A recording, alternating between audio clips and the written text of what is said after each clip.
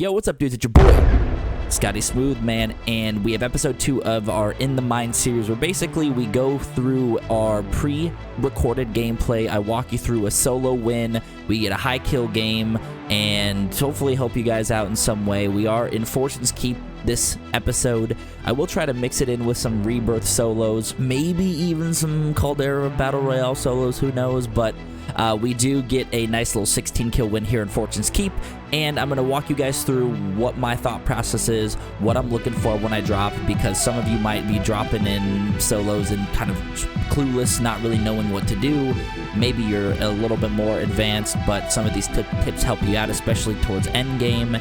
And, you know, we've just been getting a lot of wins out here, so I want to make sure that I'm sharing this with you guys and hoping to help you out in some way. Now, of course, if this does help you out, be sure to hit the thumbs up, sub to the channel. We do stream every Monday, Wednesday, Thursday here on YouTube, so also hit that notifications bell so you get notified every time we go live. We even stream sometimes out of those days, so hit that notifications bell and it'll tell you that we're streaming. Come in, have a good time. And as always, I appreciate you for stopping by. I hope this video makes your day a little bit better. Peace.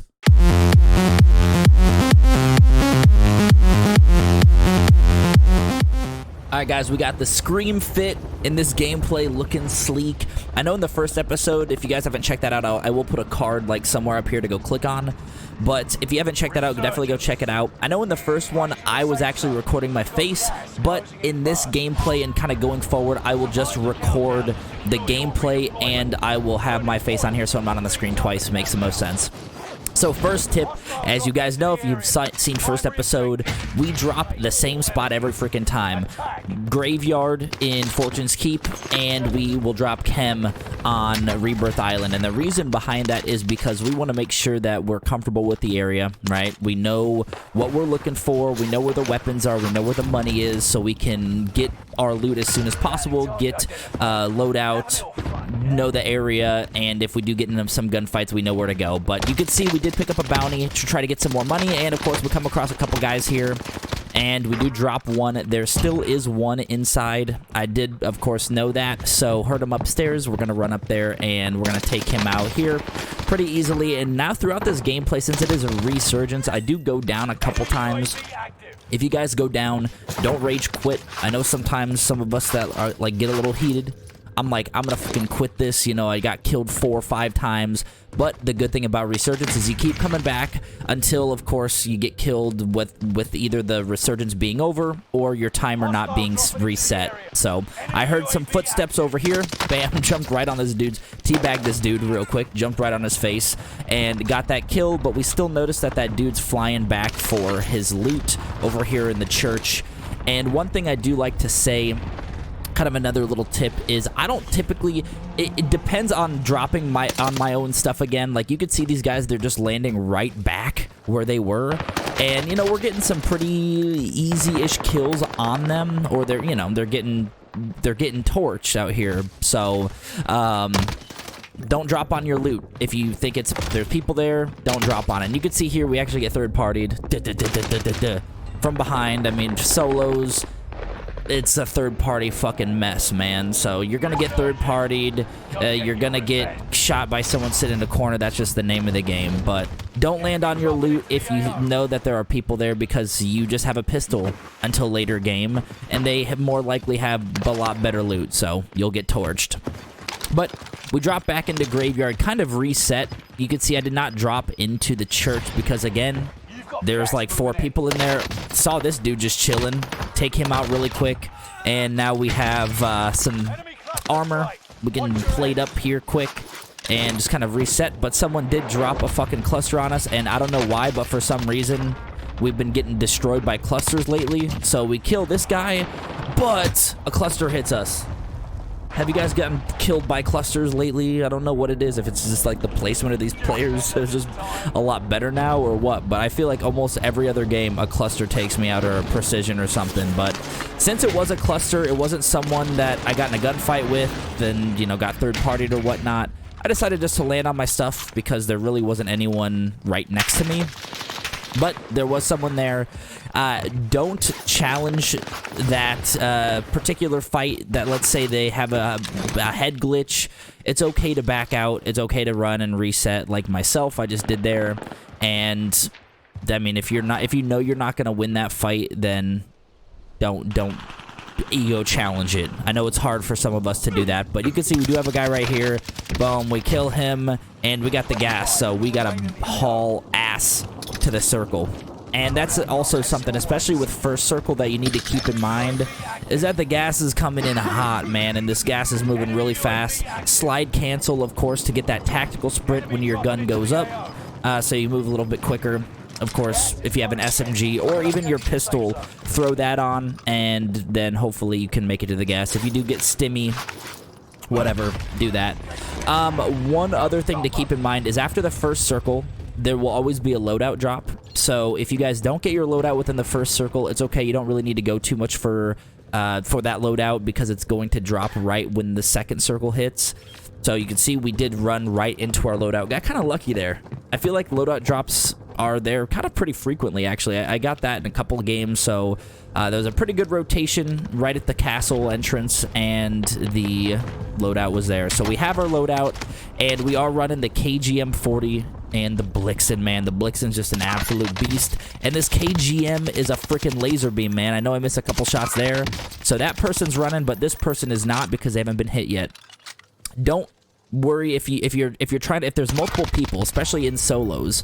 The guy that's getting cracked, and I didn't even see him to the left there, and this guy also got me, but if you guys saw to the left side, the guy was actually there on the roof still, and then this guy kind of came up behind and got me. But if there are two players that you're shooting at, the guy who's cracked is going to be the one that's going to be moving out of the way. The one that isn't, obviously, is going to be the one that's going to be engaging the aggressor. So in that case, what I like to do is I'll crack one, and then I'll look at the other one and try to take them out. So here's the guy that took us out. You know, we get him with absolute ease, phase snipe, destroyed, get out of my game.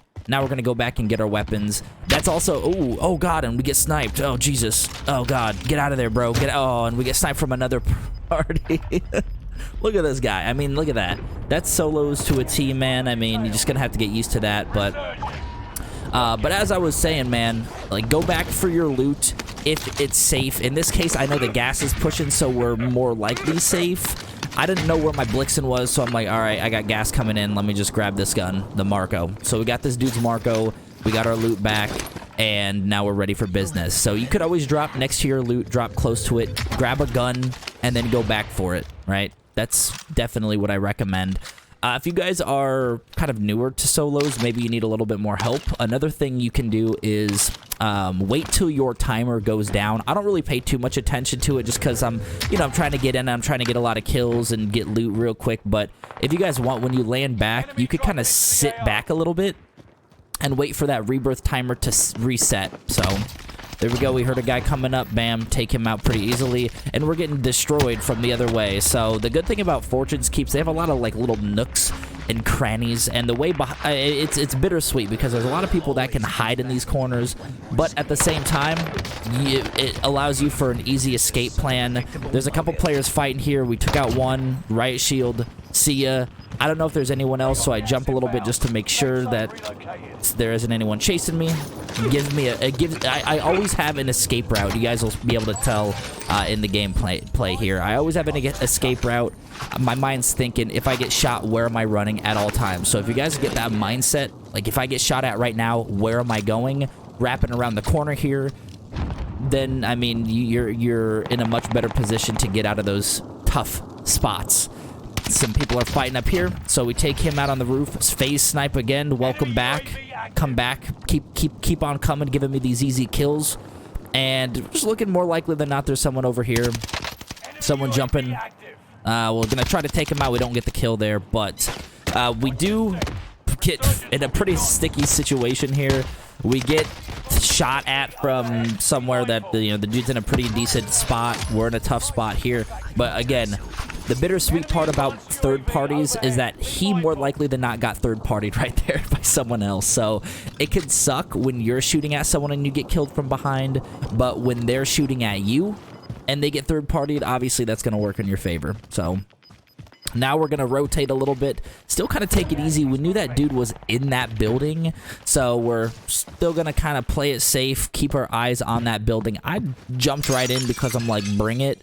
You know, sometimes you're like, all right, where you at? But we're going to wait a little bit and see where he shows up. And kind of later game, usually when it hits like maybe 10 people left, that's when I will just say, you know what, screw it, let's kind of play it slow. But before then, I like to run around. Getting in gunfights is going to get you better at the game, so try to get in as many gunfights as possible. I'm probably going to say that every single episode, but that is very important. Don't hide in corners and just wait for people to run by. Get in gunfights, go into plunder, practice, practice, practice. Get your jump shot down. Once you're good at aiming, your jump shot's going to make a huge difference, man. Like when you're shooting someone, you just jump like that. You see that? You're shooting, and then you jump.